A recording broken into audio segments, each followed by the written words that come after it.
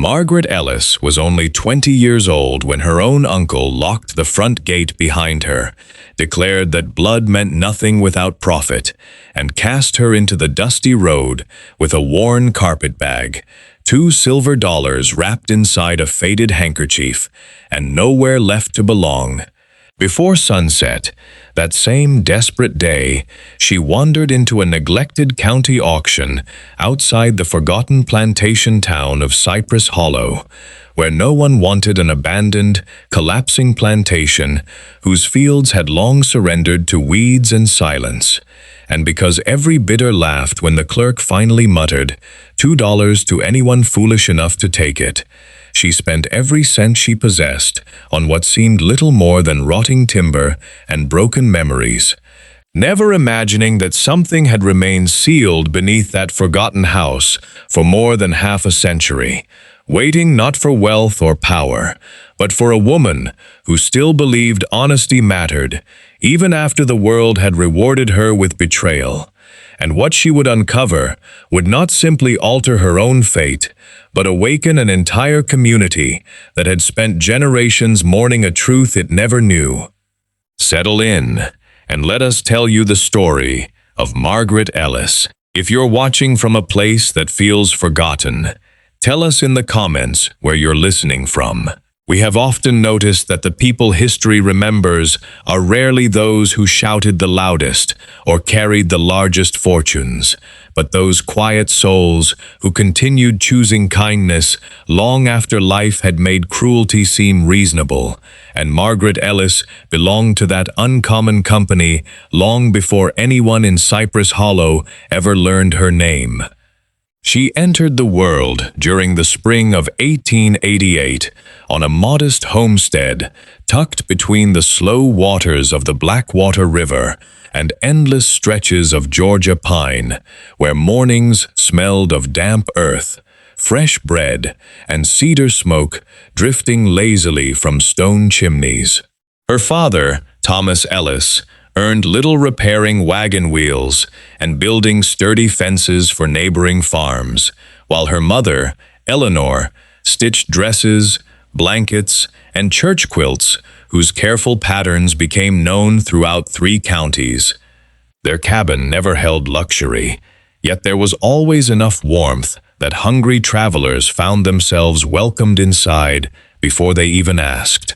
Margaret grew believing a person's worth could never be measured by the size of their land, only by what remained in their heart after hardship had visited.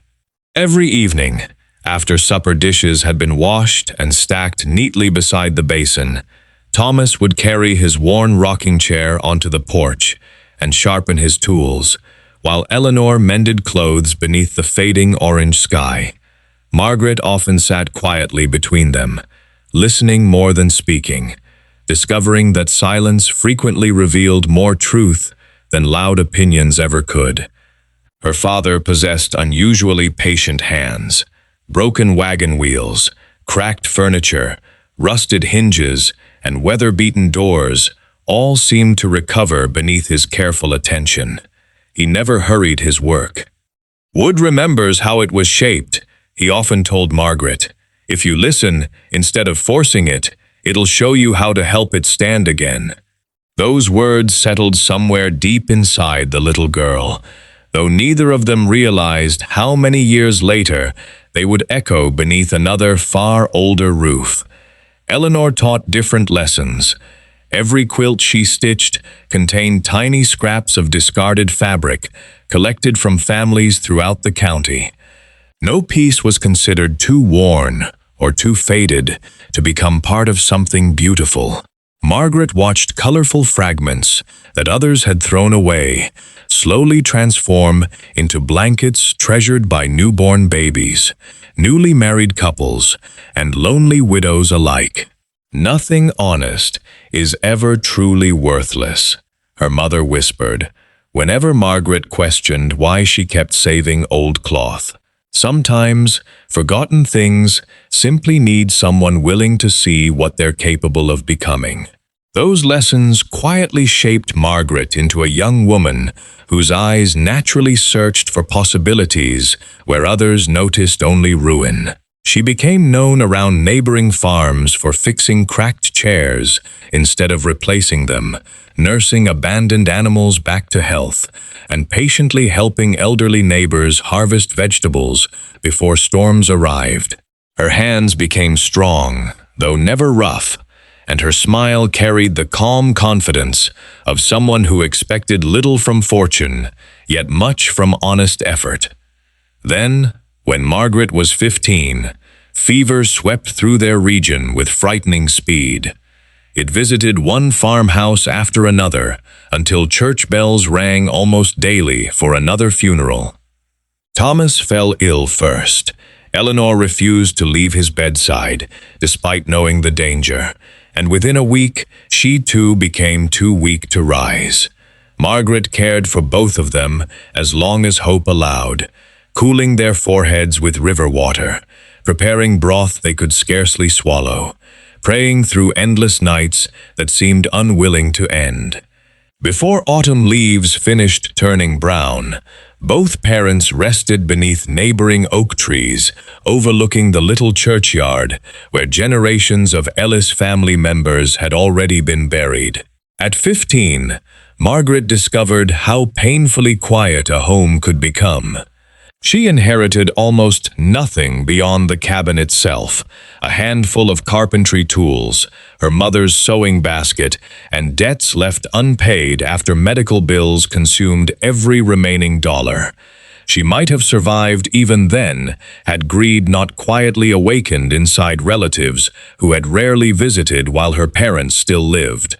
Her mother's younger brother, Horace Whitcomb, appeared carrying polished boots, expensive suspenders, and endless promises. He insisted family must remain together. He spoke kindly during the funeral meal, embraced Margaret before everyone gathered, and declared she would always have a place beneath his roof. The grieving girl believed him because she still measured others by the standards her own parents had lived.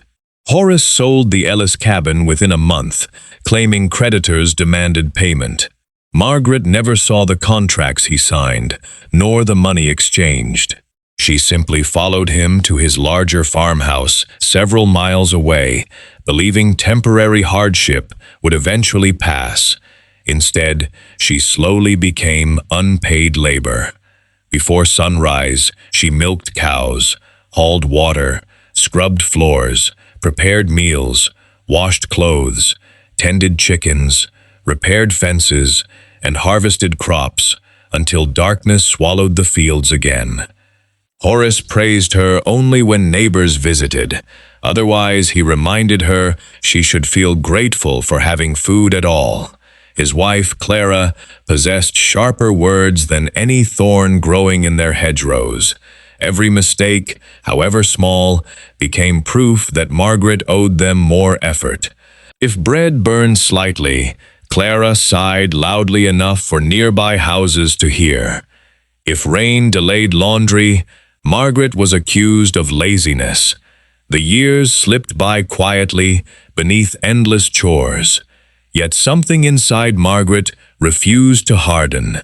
She still secretly repaired broken toys belonging to neighboring children.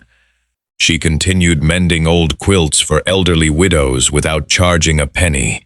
She even planted wildflowers beside forgotten graves whenever she walked past the churchyard, believing no resting place deserved neglect. Kindness remained her stubborn rebellion against bitterness. During those same years, Cypress Hollow existed mostly as a name travelers mentioned with lowered voices. Once, decades earlier, the plantation had been among the richest estates in southern Georgia, producing cotton that traveled by rail toward distant ports.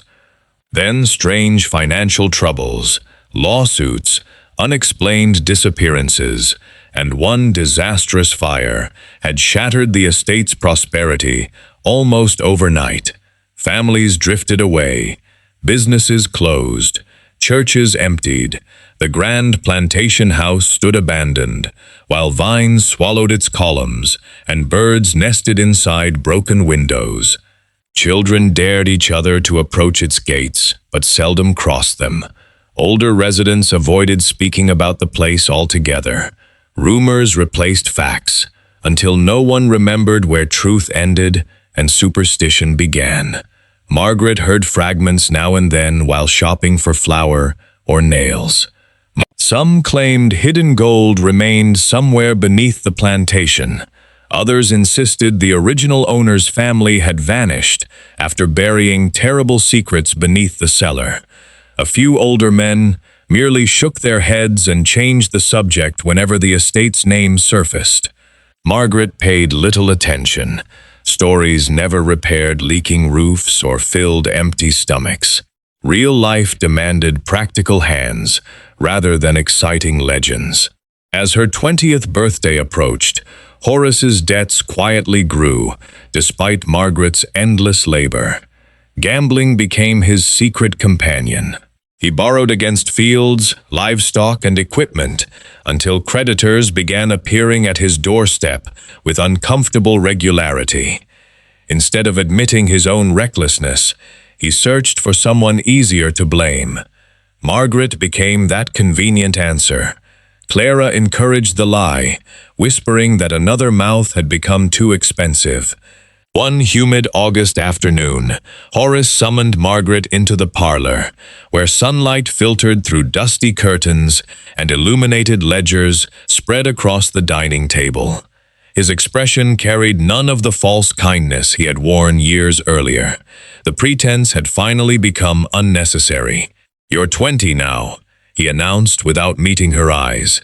"Old enough to make your own way." Margaret looked around the familiar room, where she had spent 5 years working from dawn until night. She noticed the polished floorboards she had scrubbed, the curtains she had sewn, the chairs she had repaired after loose joints threatened to collapse beneath guests. Every corner contained traces of her labor, yet none of it truly belonged to her. She asked only one question: "Have I done something wrong?" Horace laughed once, though there was no humor inside the sound. "Wrong?" he replied. "The wrong was thinking charity could last forever." Clara folded her arms and stared through the window as though watching strangers instead of family.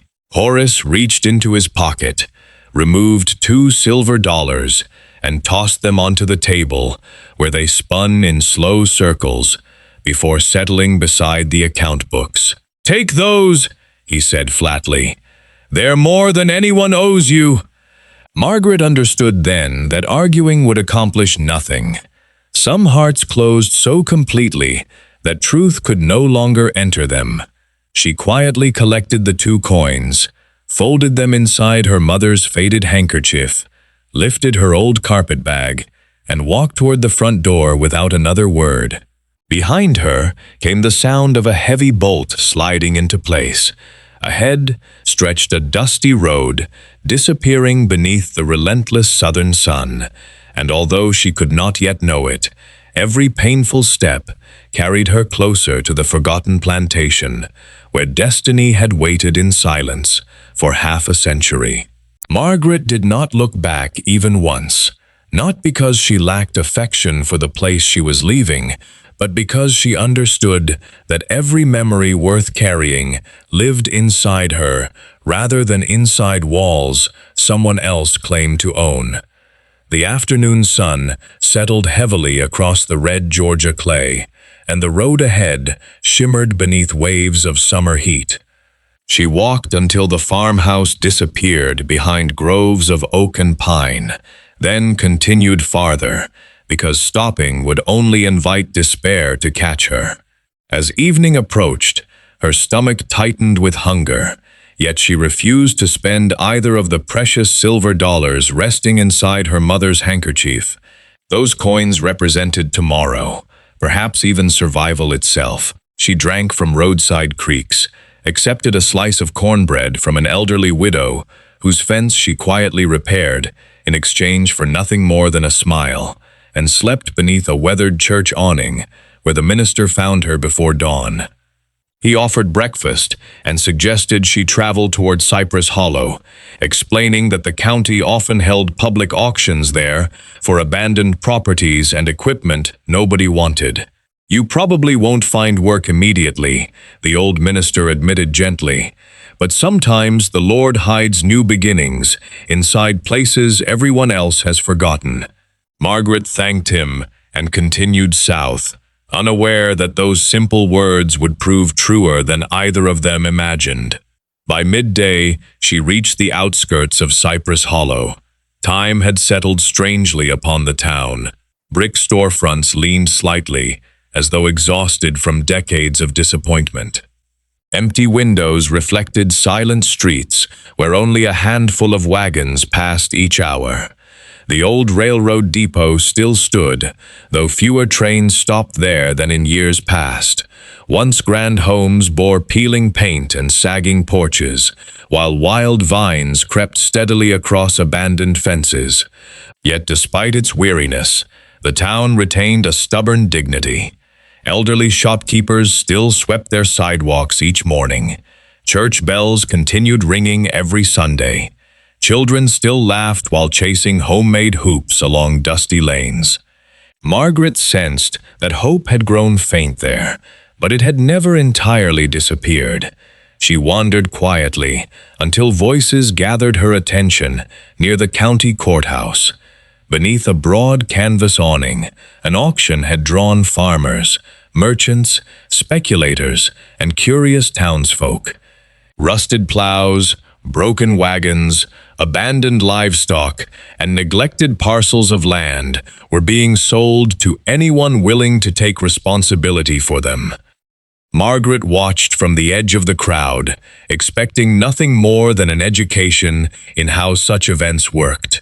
One by one, the auctioneer presented items that sold for modest sums. Occasionally, laughter erupted whenever some hopelessly ruined object appeared before the bidders. Then two laborers carried forward a thick leather ledger, nearly as dusty as the table supporting it. The clerk whispered something to the auctioneer, who frowned before clearing his throat. "Final property on today's list," he announced. "The Hawthorne Plantation estate, including the main house, remaining acreage, outbuildings, and all associated responsibilities. Taxes unpaid for years. Roof partially collapsed. Fields unusable. Buyers assume all liabilities." A ripple of uneasy murmuring spread through the crowd. Someone near the front laughed openly. Another muttered that ghosts ought to pay their own taxes. A gray-bearded farmer spat tobacco into the dirt and declared he would sooner purchase a swamp full of alligators than spend $1 on Hawthorne Plantation. The auctioneer tried again. Opening bid, $50. Silence answered him. 25. More silence. 10. No one moved. Finally, with visible embarrassment, he sighed and shrugged toward the county clerk. The county simply needs someone willing to accept the property. The clerk leaned closer and spoke quietly. The auctioneer nodded before raising his voice one final time. $2. Anyone willing to take Hawthorne Plantation for $2. Laughter echoed across the square. Several men tipped their hats toward one another, amused that the county had become desperate enough to nearly give the place away. Margaret felt her fingers close instinctively around the small handkerchief inside her pocket. $2, exactly what she possessed. Common sense urged her to remain still. She owned no horse, no wagon, no savings, and no roof beneath which to sleep. Buying a collapsing plantation bordered on madness. Yet another voice, quieter but somehow stronger, reminded her of her father's patient belief that damaged things often remembered how to stand again, and of her mother's certainty that nothing honest became worthless simply because others abandoned it. Before fear could silence her, Margaret lifted one trembling hand. "I'll take it." The laughter stopped so suddenly that even the horses seemed to notice. Every face turned toward the young woman whose dress showed the dust of long travel and whose carpet bag looked scarcely heavier than the clothes inside it. The auctioneer blinked several times. "Young lady, do you understand what you're purchasing?" Margaret answered honestly. "Not entirely." A few chuckles returned. "Then why buy it?" someone called from the crowd. Margaret thought carefully before replying. "Because everyone else has already decided it cannot become anything better." The county clerk studied her for several long moments before accepting the $2 silver. He counted them carefully, signed the transfer documents, and handed her a thick envelope containing faded deeds, brittle maps, and a large iron key, stained dark with age. "It's yours now," he said quietly, "for whatever that's worth." By late afternoon, Margaret reached the rusted entrance gates of Hawthorne Plantation. One iron gate leaned crookedly against its hinges, while the other rested half-buried beneath vines. Beyond stretched a long lane lined with ancient live oaks, whose sprawling branches nearly met overhead, weaving shifting shadows across the neglected road. Nature had begun reclaiming everything mankind once believed permanent. Tall grasses covered former cotton fields. Crumbling stone walls disappeared beneath climbing ivy. The grand house itself emerged gradually, through clusters of overgrown magnolia trees, still magnificent despite decades of neglect. 4 towering columns supported a weather-beaten porch. Broken shutters hung unevenly beside cracked windows. Part of the western roof had collapsed inward, allowing sunlight to spill through gaps where rain had entered freely for years. Yet beneath the scars remained unmistakable craftsmanship. Margaret climbed the porch steps carefully, testing each board before trusting her weight. The heavy front door resisted at first, then groaned open beneath the old iron key. Dust danced through shafts of evening light, pouring across the entrance hall. The silence inside differed from ordinary emptiness. It felt patient rather than lonely, as though the house had been waiting without complaint through endless seasons. Cobwebs draped crystal chandeliers, now dim with neglect.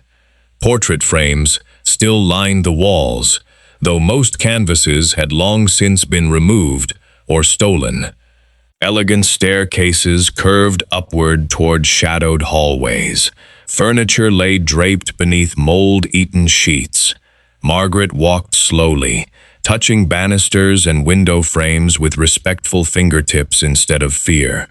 "You've been forgotten," she whispered softly into the quiet. "But so have I." She selected a downstairs room whose ceiling remained intact and spent the remaining daylight sweeping away years of dust with an old straw broom discovered behind the kitchen door. She gathered fallen branches from outside, repaired a broken fireplace grate, and lit her first small fire inside what legally had become her own home. The flames transformed the enormous room. Shadows softened. Coldness retreated. The old house seemed almost relieved to hear life again after so many silent years. Before sleeping, Margaret explored only enough to ensure no dangerous animals occupied the lower floor. In the kitchen, she discovered several sturdy cabinets handcrafted from oak. In a pantry, she found cracked jars, rusted utensils, and shelves thick with dust. The dining room still contained an enormous walnut table, scarred by time, but remarkably solid. Everywhere she looked, she recognized workmanship worth preserving beneath layers of neglect. The next morning, she began cleaning in earnest. Every room revealed another reminder that the plantation had not been abandoned overnight, but gradually surrendered piece by piece. Curtains had rotted where sunlight reached them. Wallpaper peeled gently from damp walls. Books lay scattered across library floors, their pages swollen by moisture. Margaret carefully stacked every volume she could salvage, believing stories deserved respect, regardless of age. By the third afternoon, she reached a small upstairs sewing room overlooking the eastern gardens. Rain had stained much of the ceiling, yet one cedar cabinet remained surprisingly untouched in the corner. Inside rested neatly folded scraps of expensive fabric, tarnished silver sewing scissors, several unfinished quilts, and beneath the bottom drawer a loose wooden panel that shifted when she lifted the cabinet slightly while sweeping. Curious, Margaret knelt and removed the narrow board. Hidden beneath it lay a small brass box, scarcely larger than both hands placed together. Unlike everything surrounding it, the box showed almost no signs of moisture or decay. Someone had deliberately sealed it with wax along every edge. The lock had long since rusted shut, but the hinges yielded after careful work with one of her father's old chisels that she still carried wrapped inside her carpet bag. The lid opened slowly, with a dry sigh. Inside rested three objects arranged with extraordinary care. An old silver pocket watch whose hands had stopped decades earlier, a folded letter tied with faded blue ribbon, and a simple brass key attached to a leather tag bearing only 4 carefully written words, "For the lower chapel door." Margaret frowned. She had walked around the entire plantation and remembered no chapel anywhere upon the property. She unfolded the letter carefully, fearing it might crumble between her fingers. Most of the ink remained surprisingly clear, despite its age. The first line alone sent a quiet chill through the stillness surrounding her. "If this reaches an honest stranger rather than my own family, then truth has slept far too long." Margaret stared at those words, while the late afternoon breeze drifted gently through the broken window beside her. The handwriting belonged to someone educated, deliberate, and unhurried.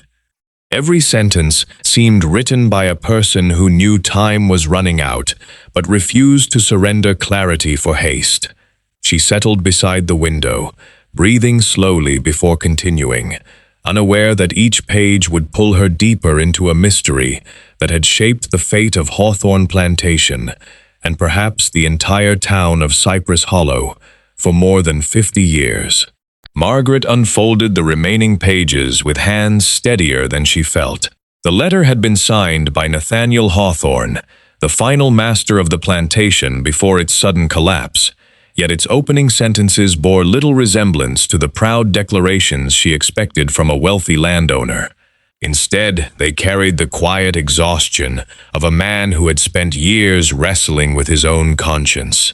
He confessed that the fortune-sustaining Hawthorne Plantation had not been built by wisdom alone, but had also depended upon debts owed to hundreds of ordinary families throughout Cypress Hollow. When drought ruined harvests and cotton prices collapsed, neighboring farmers borrowed seed, tools, and money from the estate, simply to survive another season. Nathaniel explained that many of those debts had already been forgiven in private, because he believed misfortune should never become a life sentence. Unfortunately, his business partners and distant relatives considered such mercy unforgivable weakness. They demanded every dollar be collected, even if doing so forced widows from their homes and honest families into ruin. Rather than surrender those records to greedy hands, Nathaniel secretly transferred ownership of thousands of acres surrounding the plantation into a charitable land trust intended to return farms to the people who had worked them. The legal documents proving those transfers, however, had been hidden beneath what he called the lower chapel, a small stone prayer house built before the plantation mansion itself. He wrote that only someone carrying the brass key would be able to reach the chamber where the papers remained sealed. "If my family destroys my name," the letter concluded, let truth restore it. If the town curses this house, let justice heal them. Above all, trust the records more than the rumors, for lies grow louder with every passing generation. Margaret read the pages twice before folding them again. Outside, wind stirred through towering oaks, with a whispering sound almost like distant voices. She searched every map included inside the deed envelope until she noticed something unusual upon the oldest survey. Near the southern edge of the property, hidden beneath faded ink, stood a tiny hand-drawn cross beside the words, "Lower Prayer House." Later maps omitted it entirely. The chapel had not vanished by accident. Someone had deliberately erased it from history. At first light, Margaret packed bread, water, a lantern, her father's chisel, the brass key, and the weathered survey map, before setting out across fields where waist-high grass concealed nearly invisible stone pathways. Hours passed beneath relentless sunshine. More than once she believed she had lost the trail completely. Then she noticed a line of unusually old cedar trees growing in almost perfect formation. Following them led her toward a gentle hillside, where vines covered what appeared to be little more than a mound of broken rock. Pulling away tangled ivy revealed carved limestone steps descending toward a small doorway nearly swallowed by earth itself. A weather-beaten stone cross still rested above the entrance. The chapel had simply been forgotten beneath decades of neglect. Margaret brushed dirt away from the rusted lock and inserted the brass key. For one long moment, nothing happened. Then the mechanism clicked with surprising smoothness, as though patiently awaiting this very day. Cool air drifted upward, carrying the faint scent of old stone and dry cedar. She lifted her lantern and entered carefully. The underground chapel proved smaller than expected, consisting of a simple prayer room carved partly into the hillside. Wooden pews remained intact beneath thick dust. Sunlight filtered through narrow cracks overhead, illuminating floating particles that resembled tiny stars. Behind the modest altar, she discovered another locked panel, matching the size described in Nathaniel's letter. Inside rested dozens of leather document cases, each carefully labeled with family names still familiar throughout Cypress Hollow. Property deeds, debt forgiveness agreements, signed ownership transfers, maps dividing farmland among struggling neighbors. Every document bore official county seals and witness signatures. Nathaniel had not hidden treasure, he had hidden justice. Margaret understood immediately why someone would have wanted those papers erased. Without them, power fairs could seize land that no longer belonged to them. Entire generations had likely spent their lives believing they owed debts already forgiven. As she gently repacked the records, footsteps echoed above. Someone had followed her. She extinguished the lantern instinctively and listened. Muffled voices drifted through the chapel entrance. "Search everywhere," a stern man ordered. She couldn't have disappeared. Margaret recognized neither voice until daylight framed two figures entering the doorway. One was Sheriff Calvin Brooks, a broad-shouldered man whose silver badge caught the afternoon sun. Beside him walked Silas Pritchard, the wealthiest merchant remaining in Cypress Hollow. Silas owned the largest general store, most of the warehouses near the rail depot, and recently had been purchasing abandoned farmland throughout the county for astonishingly low prices. His polished boots scarcely seemed suited for dusty hillsides.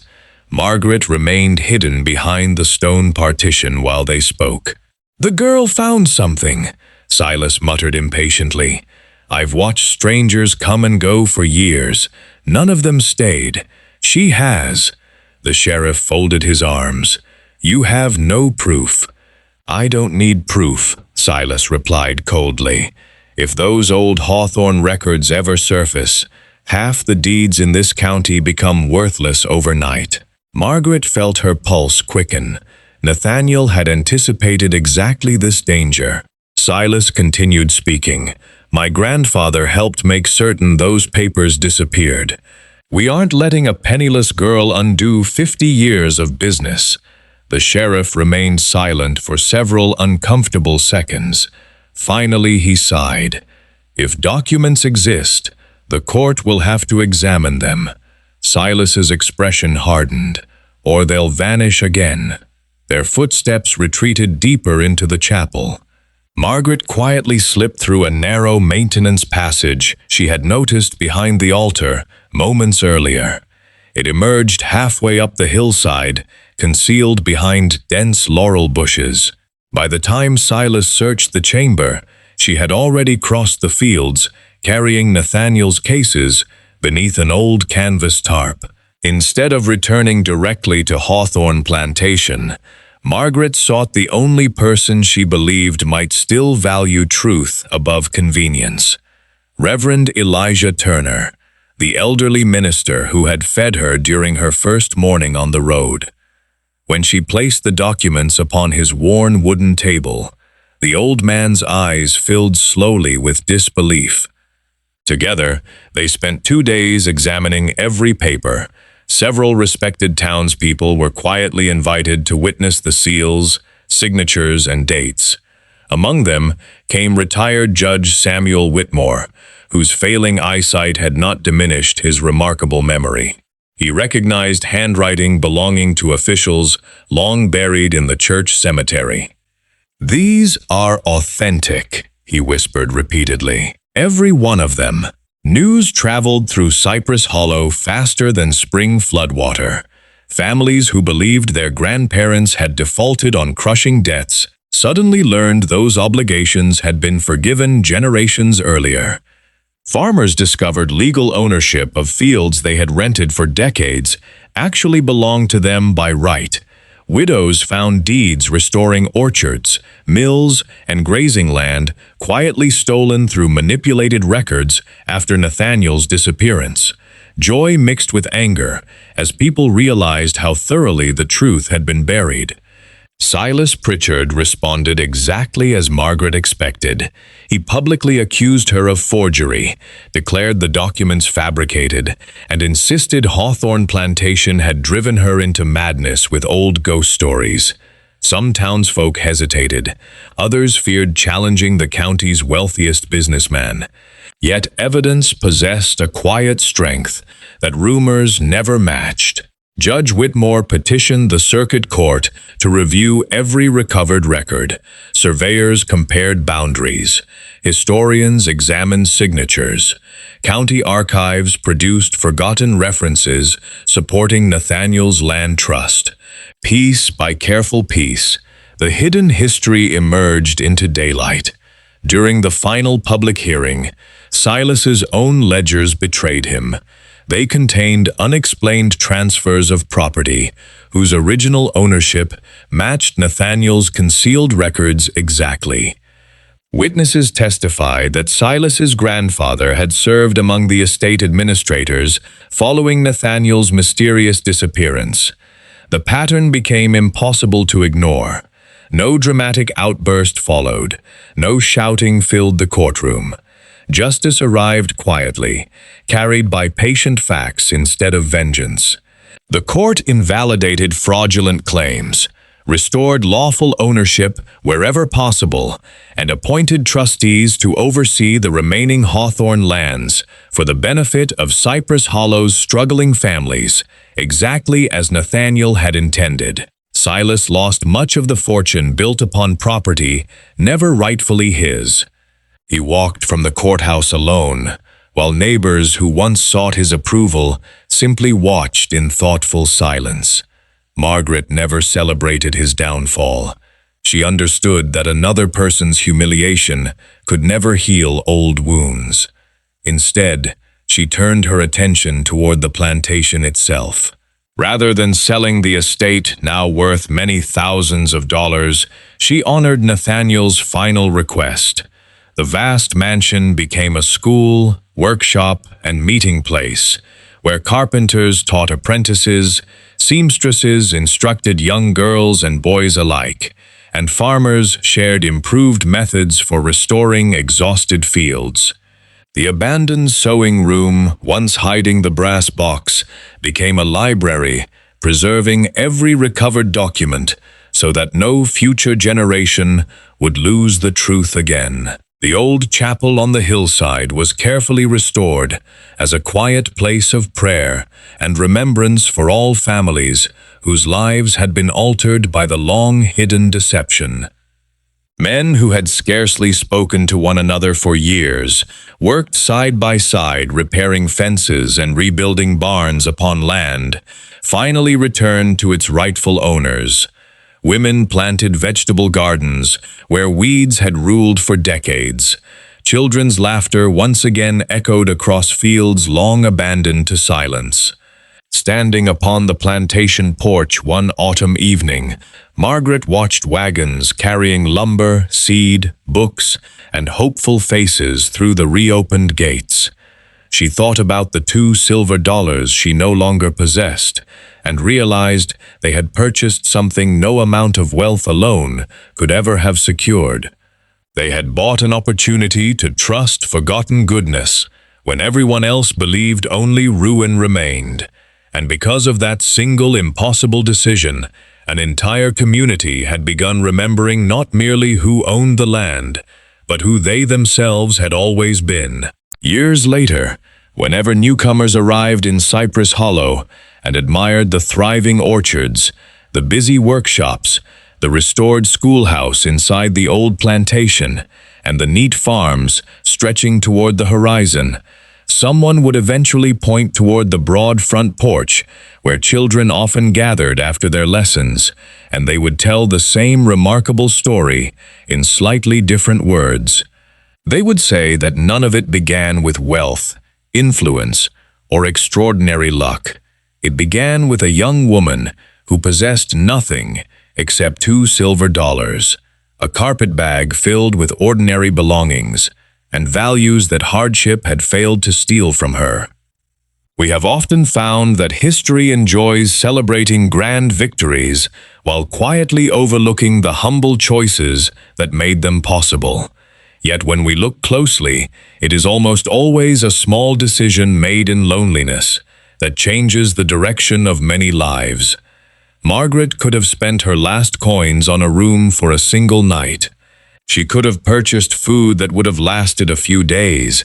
She could have surrendered to bitterness after being cast aside by the only family she believed remained. Instead, she trusted lessons planted long before sorrow entered her life. She remembered her father's patient hands repairing broken things others abandoned. She remembered her mother's careful voice, insisting that nothing honest was ever truly worthless, simply because the world had forgotten its value. Those quiet teachings became stronger than fear, and because they did, an abandoned plantation ceased being a monument to failure and became a monument to restoration. Hawthorne Plantation never again returned to the kind of wealth it had once represented. But perhaps that proved to be its greatest blessing. The enormous fields no longer existed to enrich one powerful household while surrounding families struggled. Instead, the land served many people.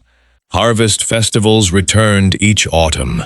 School children learned to read beneath ceilings Margaret herself had helped repair. Traveling craftsmen found welcome inside the workshops.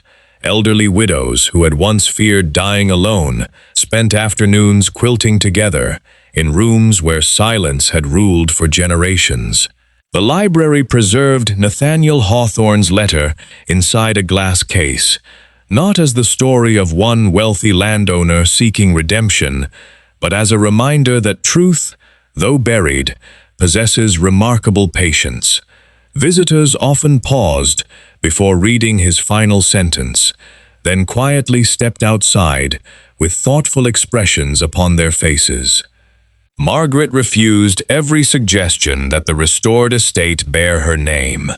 Whenever grateful townspeople proposed building statues or placing carved plaques honoring her, she gently declined. "The house already teaches enough," she would answer with her familiar smile. "If people remember anything, let them remember what kindness accomplished, not who happened to carry it." That answer somehow made the townspeople admire her even more. She continued living simply inside a modest section of the great house, occupying only a few comfortable rooms, while the remainder served the community. Her clothes remained plain. She still repaired chairs before replacing them. She still planted flowers beside forgotten graves every spring. She still welcomed strangers with warm bread whenever she could spare it. Prosperity changed her circumstances, but never her character.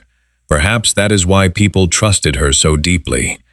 She never forgot what it felt like to stand alone beside a dusty road, carrying everything she owned in one worn carpet bag.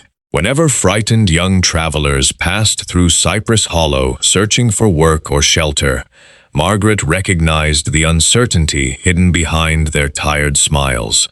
She found small tasks for them whenever possible. Some remained only a few weeks before continuing elsewhere. Others built entirely new lives in the growing town. None ever left believing they had been treated as burdens. Even Sheriff Calvin Brooks, who had hesitated when faced with Silas Pritchard's influence, quietly sought Margaret's forgiveness one crisp winter afternoon. He admitted that fear of powerful men had too often outweighed his duty to ordinary people. Margaret listened without interruption before offering him a cup of hot coffee. "The future asks more from us than the past ever can," she told him gently. "Do better tomorrow than you managed yesterday." Those simple words stayed with him for the rest of his service. He became known throughout the county as a sheriff who valued fairness above convenience, often saying that justice did not always require loud voices, only honest hearts willing to stand where truth already stood. As for Horace Whitcomb, news of Hawthorne Plantation's transformation eventually reached him. He arrived one afternoon dressed in the same polished manner Margaret remembered from years earlier, though time had placed deeper lines around his eyes and uncertainty within his posture. Gambling had consumed much of what he once possessed. Clara had passed away after a long illness, and the prosperous farm he had guarded so fiercely now belonged to creditors. He stood awkwardly upon the plantation porch, removing his hat before speaking. "I heard," he began, then stopped, as though words had become unexpectedly heavy. Margaret invited him inside, without mentioning the past. They sat together at the old walnut table she had restored during her first lonely days in the mansion. Horace stared at its polished surface for a long time before finally whispering, "I wronged you." Margaret did not rush to answer. Outside the window, children laughed while carrying books across the yard. Somewhere nearby, a carpenter's hammer struck wood with steady rhythm. Life continued, moving gently forward. "Yes," she said quietly, "you did." Tears gathered in the old man's eyes. "Can you forgive me?" Margaret looked toward the bustling grounds that had once been silent and abandoned. She understood that forgiveness did not erase consequences. Horace could never return the years she had lost. He could never undo the loneliness of that long walk away from his farm with only $2 silver in her pocket.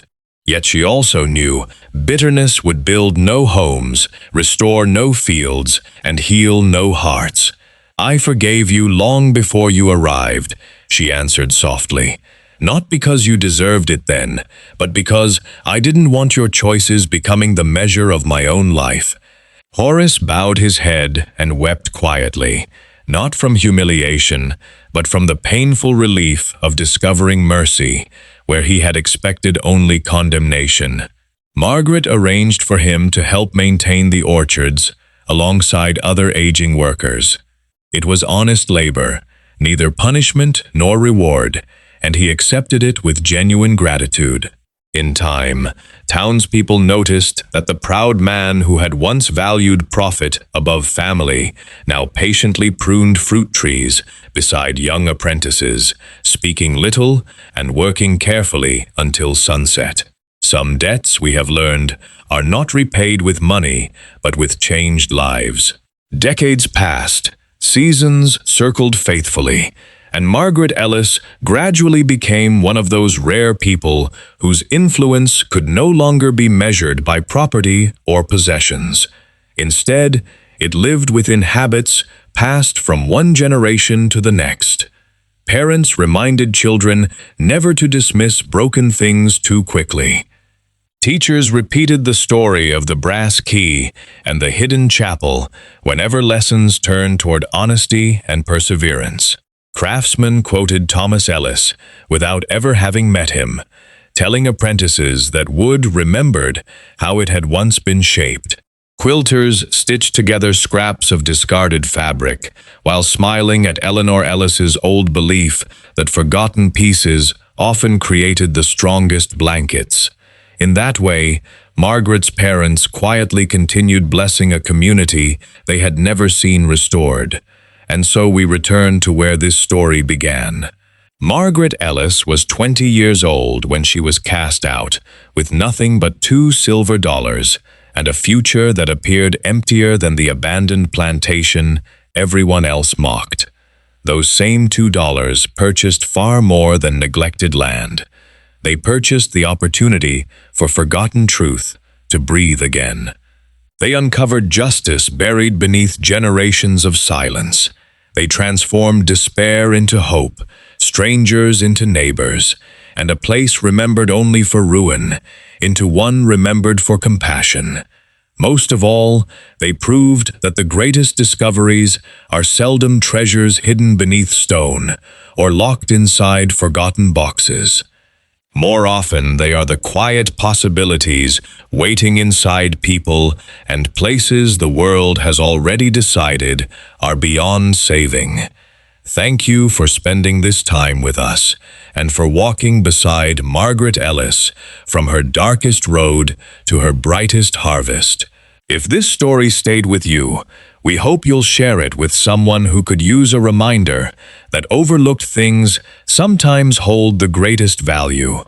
Before you go, we'd love to hear from you in the comments. What is a time you found value in something others had completely written off? Until next time, stay close.